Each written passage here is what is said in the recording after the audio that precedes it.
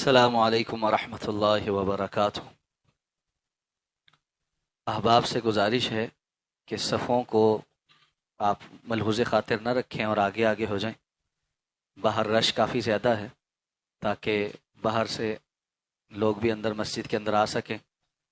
جیسا کہ نماز جنازہ میں ہمیں صفوں کے درمیان کوئی بہت زیادہ گیپ کی ضرورت بھی نہیں ہوگی، تو اس لیے آگے آگے تشریف لے آئیں تاکہ بعد میں آنے والے اندر مسجد کے اندر داخل ہو سکے۔ بارک اللہ فیکم۔ 10:15 بجے انشاءاللہ جنازہ جو ہے وہ ادا کیا جائے گا۔ اسامہ بھائی اور دیگر احباب کے حکم پہ چند گزارشات اس موقع کی مناسبت سے آپ کے سامنے کرنا مقصود ہے۔ الحمدللہ والصلاة والسلام علی رسول اللہ، اما بعد۔ کل من علیہا فان وَيَبْقَى وَجْهُ رَبِّكَ ذُو الْجَلَالِ وَالْإِكْرَامِ۔ جو اس دنیا میں آیا ہے اس نے یہاں سے حقیقی اور آخرت کے گھر کی طرف واپس پلٹ کر جانا ہے۔ کس کا کب کہاں وقت پورا ہونا ہے یہ اللہ کا فیصلہ ہے۔ آنے کی ترتیب ہے، جانے کی کوئی ترتیب نہیں ہے۔ اس لیے مجھے اور آپ کو ہر وقت اس مرحلے کی تیاری کرنی ہے جس مرحلے سے آج ہمارے بزرگ حاجی شوکت صاحب گزر رہے ہیں۔ اس چارپائی اور اس نماز جنازہ اور اس کے بعد قبر کا گھر، اس دنیاوی زندگی کی یہی معراج ہے اور یہی حقیقت ہے۔ جس نے اپنی قبر کی زندگی کی فکر کی یقیناً وہ کامیاب ہے۔ حضرت عثمان غنی رضی اللہ تعالیٰ عنہ قبر کو دیکھ کر بہت زیادہ رویا کرتے تھے۔ کسی نے پوچھا آپ کے سامنے آخرت کی بہت سی منزلوں کا ذکر ہوتا ہے، آپ اس قدر پریشان نہیں ہوتے، لیکن قبر کو دیکھ کر اور قبر کے تذکرہ پر آپ بہت زیادہ روتے ہیں۔ فرمانے لگے یہ آخرت کی منزلوں میں سے پہلی منزل ہے۔ جو یہاں کامیاب ہو گیا وہ آگے کامیاب ہی کامیاب ہے، اور جو یہاں پھنس گیا اس کی آگے کوئی گارنٹی نہیں۔ اسی لیے قبر کے بارے میں یہ کہا گیا ہے کہ یہ جنت کے باغوں میں سے ایک باغ ہے، یا حفر من حفر النار، جہنم کے گڑھوں میں سے ایک گڑھا ہے۔ اور جو رات میں نے اور آپ نے قبر میں گزارنی ہے، اللہ کی قسم وہ قبر کے باہر نہیں گزار سکتے۔ لا یستأخرون ساعۃ ولا یستقدمون، ایک لمحہ آگے پیچھے نہیں ہونا۔ اللہ کا فیصلہ جب آنا ہے اس نے آ کر رہنا ہے، وہ اٹل ہے۔ ہماری تمام تر محبوب ہستیاں دنیا کے تمام وسائل جمع کر کے بھی اللہ کے اس فیصلے کو نہیں روک سکتے۔ اس لیے میرے بھائی سب سے بنیادی اور حقیقی بات کی طرف آ جائیں، اور وہ یہ ہے کہ ہم نے اپنی زندگی میں اس رات کے لیے، اس منزل کے لیے تیاری کیا کی ہے۔ آئے روز ہم اپنے پیاروں کے جنازوں میں شریک ہوتے ہیں، انہیں اس دنیا سے رخصت کرتے ہیں، قبر پر مٹی ڈال کر ہاتھ جھاڑتے ہوئے سب کو جھاڑ کر پھر سے دنیا میں لگ جاتے۔ توجہ کیجئے کہ کفا بالموت واعظا، موت نصیحت پکڑنے والوں کے لیے بہت کافی نصیحت ہے۔ انسان کا سب کچھ، معاملات، پیسہ، اعزاء اقربا، سب یہاں رہ جاتا ہے، اور اس نے اپنے اعمال کے ساتھ اپنے رب کے حضور پیش ہونا ہوتا ہے۔ اس اعمال کی تھیلی میں کیا ڈال کر لے جا رہے ہیں، یہ سب سے اہم۔ بہت خوش نصیب ہیں وہ لوگ جو اپنے اعمال کی تھیلی میں اللہ کو راضی کرنے کا سامان لے کر اس دنیا سے جائیں۔ اور ہمیں اللہ رب العزت سے اپنے ان بزرگوں کے متعلق بڑا ہی بہتر گمان اور امید ہے کہ یہ اپنے اعمال کی تھیلی میں بہت سی خیر کی باتیں الحمدللہ سمیٹ کر لے جا رہے ہیں۔ اللہ کا یہ گھر اور اللہ کے کچھ اور دیگر گھر، بہت سے خیر کے کام، اپنے معاملے میں خاموشی اختیار کرنا، دوسروں کے معاملات میں ٹانگ نہ اڑانا، اپنی اولاد کی اچھی تربیت کر کے جانا، اور ایسی اولاد چھوڑ کر جانا جو اللہ کی کتاب کو پڑھتی ہے تو دنیا رش کرتی ہے کہ اللہ نے کیسا قرآن پڑھنے کا حسن عطا فرمایا۔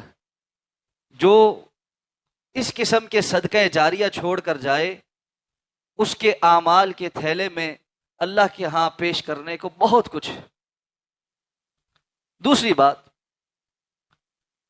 میں اکثر ساتھیوں سے یہ گزارش کرتا ہوں، انسان کے جنازے کی اگلی صفوں میں موجود لوگ اس کی زندگی کی بڑی گواہی ہوتے ہیں۔ ہمارے جنازوں میں کون لوگ شریک ہوتے ہیں؟ جن کے ساتھ دنیا میں ہم اٹھے بیٹھے، تعلق بنایا، دوستیاں نبھائیں، یا ہمارے اعزاء اقربا۔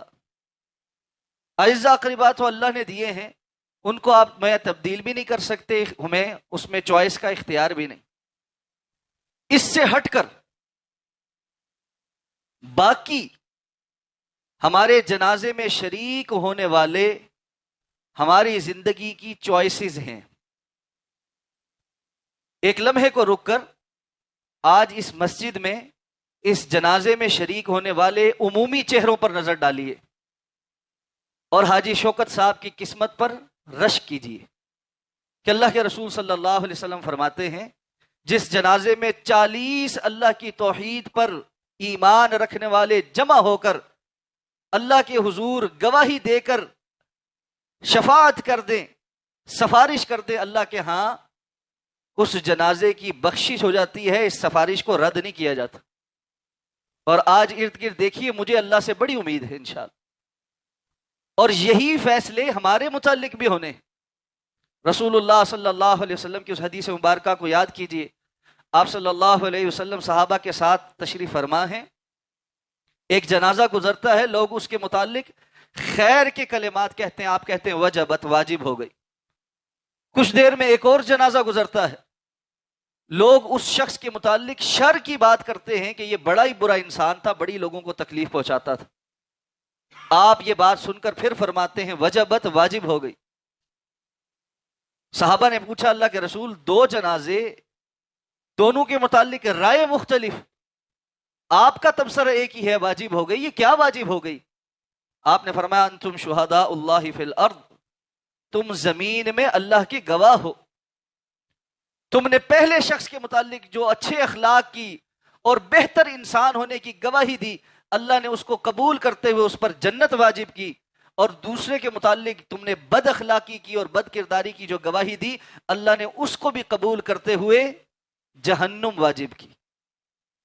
اس لیے ابراہیم علیہ السلام جیسے اللہ کے جلیل القدر پیغمبر بھی اللہ سے یہ دعا کرتے ہوئے نظر آتے ہیں وَجَعَلْ لِي لِسَانَ صِدْقٍ فِي الْآخِرِينَ، یا اللہ میرے پیچھے جو لوگ رہوں وہ میرے متعلق اچھا تبصرہ کرتے ہوں، میرے متعلق ان کی رائے اچھی ہو۔ تو زندگی میں یہ کمانا پڑتا ہے کہ کس طرح کے لوگوں کے درمیان ہم اٹھے بیٹھے، کن کے ساتھ ہم نے تعلق بنایا۔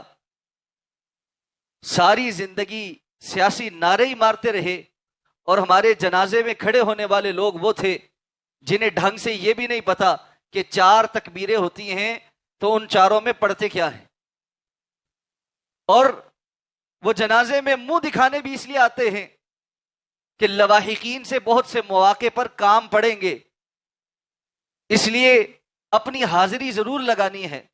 اور کسی نے بڑی عبرت کی بات کہی تھی، اس نے کہا علاقے کے ڈی سی کا باپ مر جائے سارا علاقہ جنازے میں آتا ہے، ڈی سی خود مر جائے تو 2 صفحے بھی پوری نہیں ہوتی کہ کام ختم ہو گئے۔ اس لیے وہ حقیقی تعلق اپنی اس زندگی میں پالیے جو ہمارے اس موقع پر اخلاص کے ساتھ صفوں میں کھڑے ہو کر رب کے حضور کن الفاظ میں ہماری سفارش پیش کرنی ہے وہ پیش کرنے کے قابل ہوں۔ اتنے کتنے افراد ہم نے اپنی زندگی میں جمع کیے ہیں، اس پر غور ضرور کیجیے گا۔ دوسری بات، اگر ہم اپنی ساری زندگی کی محنت، کوشش، کاوش اپنی اولاد پر خرچ کرنے کے بعد بھی اس قابل اولاد کو نہیں بنا سکے کہ ابا جی اور اماں جی کے فوت ہو جانے کے بعد اولاد ان کو جنازے کو غسل دے سکے، کفن دے سکے، اور ان کی اس منزل پر، مسلے پر کھڑے ہو کر جس اخلاص کے ساتھ بیٹا باپ کے لیے دعا کر سکتا ہے کوئی اور نہیں کر سکتا۔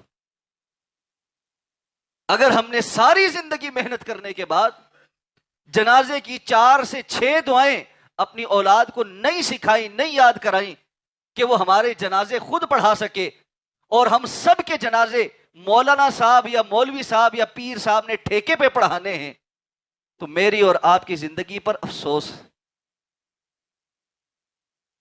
اگر یہ بات سمجھ آ رہی ہے اور اس سے پہلے کوئی غفلت ہو چکی ہے تو خدا را آج محنت کریں کہ یہ آپ کی زندگی کی اپنے لیے سب سے بڑی انویسٹمنٹ ہے جو حقیقت میں اور آپ اپنے لیے خیر خواہی کر سکتے۔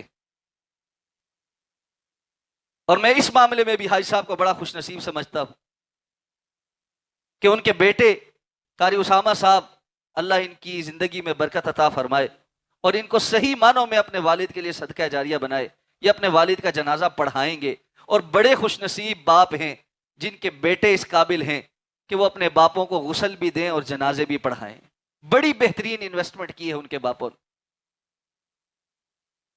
اس لیے اس جانب توجہ کیجیے کہ سوچنے کی باتیں، یہ فکر کرنے کی باتیں، اپنے ارد گرد نظر دوڑائیے کتنے تیزی کے ساتھ ہمارے پیارے اس دنیا سے اٹھتے چلے جا رہے ہیں، اور میرا اور آپ کا وقت بھی بہت قریب ہے۔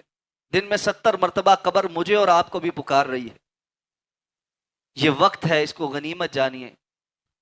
نماز جنازہ کے حوالے سے رسول اللہ صلی اللہ علیہ وسلم کثرت سے میت کی بخشش کے لیے دعائیں مانگا کرتے تھے، اور آپ کا حکم ہے کہ جب تم کسی کا جنازہ پڑھو فَأَخْلِصُوا لَهُ الدُّعَاء، تو میت کے لیے اخلاص کے ساتھ دعائیں مانگا کرو۔ صحابہ کہتے ہیں آپ اس طرح دعائیں مانگتے، تمنینا ان نکون مکانا، کاش یہ جنازہ ہمارا ہوتا اور اللہ کے رسول اس طرح بخشش کی دعائیں ہمارے لیے مانگ رہے ہوتے۔ تو اخلاص کے ساتھ جنازوں میں شرکت فرمائیں، جنازوں میں شرکت کرنے کی اپنی نیتیں خالص کریں، صرف چہرے دکھانے اور حاضری لگانے کے لیے نہیں، اجر و ثواب کے حصول کے لیے جنازوں میں شریک ہوں، اپنے مسلمان بھائی کا حق ادا کرنے کے لیے شریک ہوں، اور اس کے حق میں جو کلمات ادا کر کے اللہ کے ہاں سفارش کرنی ہے اس میں جتنا اخلاص گھول سکتے ہیں اتنا گھول کر اس جنازے کی رکعات میں جو ہے جنازے کی تکبیرات میں کھڑے ہو کر اللہ کے حضور التجائیں کرے۔ تو ابھی انشاءاللہ نماز جنازہ ادا کی جائے گی۔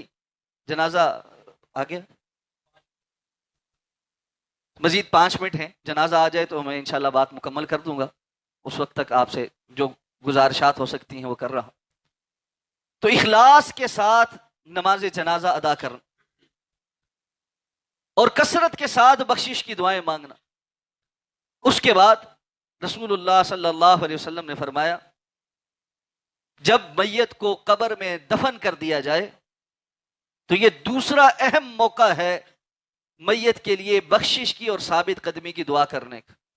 آپ صلی اللہ علیہ وسلم نے صحابی رسول کو دفن کیا، اس کے بعد ارد گرد موجود صحابہ کو کہا کہ اپنے بھائی کے لیے ثابت قدمی کی دعا کرو، فَإِنَّهُ الْآنَ يُسْأَلُ، کہ اب وہ مرحلہ شروع ہو چکا جہاں اس سے سوال کیے جانے لگے۔ یہ دوسرا اہم مرحلہ ہے، جب قبر پر مٹی برابر کر دی اس کے بعد ہمارے پیاروں کے سوال جواب کا مرحلہ شروع ہو رہا ہے. پھر رب کے حضور ہاتھ اٹھانا، یا اللہ ہمارے اس پیارے کے حال پر رحم فرما، یا اللہ اس کو ثابت قدمی عطا فرما، یا اللہ جو سوال ہونے والے ہیں اس میں یہ ٹھیک ٹھیک جواب دے سکے، یا اللہ اس کی اس قبر کو اس کے لیے منور کر دے، اس کے اس گھر کو اس کے لیے وسیع کر دے، اور جنت کے باغوں میں سے باغ بنا دے. یہ اس فوت شدہ شخص کا حق ہے کہ وہاں پر کھڑے ہونے والے یہ حق ادا کریں. اور اس کے بعد میت کا ایک حق یہ ہے کہ اس کے بارے میں خیر کی بات کی جائے، اچھے کلمات ادا کیے جائیں. رسول اللہ صلی اللہ علیہ وسلم نے فرمایا اپنے فوت شدگان کا اچھا تذکرہ کرو اور ان کے عیوب کو بیان نہ کرو. جیسے ابھی آپ کے سامنے حدیث بیان کی کہ اللہ کے ہاں یہ کلمات بطور گواہی لکھے جاتے ہیں. جو بندہ اس دنیا سے چلا گیا، ہر انسان میں کوئی نہ کوئی کمی کوتاہی ہوتی ہے، فرشتہ کوئی بھی نہیں، انبیاء کے علاوہ کوئی معصوم نہیں. اگر کسی کی کوئی کمی کوتاہی ہمارے علم میں تھی تو اس کو بیان کرنے کے بجائے اس سے صرف نظر کیا جائے کہ آج میں اپنے کسی مسلمان بھائی کا پردہ رکھوں گا تو کل جب میں اس دنیا میں نہیں ہوں گا اس وقت اللہ میرا بھی پردہ رکھیں. اس لیے دعا سکھلائی گئی ہے، اللہم استرنا فوق الارض وتحت الارض ویوم العرض علیک. یا اللہ جب ہم زمین کے اوپر ہوں تب بھی ہماری پردہ پوشی کرنا، جب ہم زمین کے اندر چلے جائیں تب بھی ہماری پردہ پوشی کرنا، اور جس دن ہم آپ کے سامنے کھڑے ہوں اس دن بھی ہماری پردہ پوشی کرنا. جنازہ آ چکا ہے، صفیں درست کر لیں اور جنازے کے لیے راستہ چھوڑ.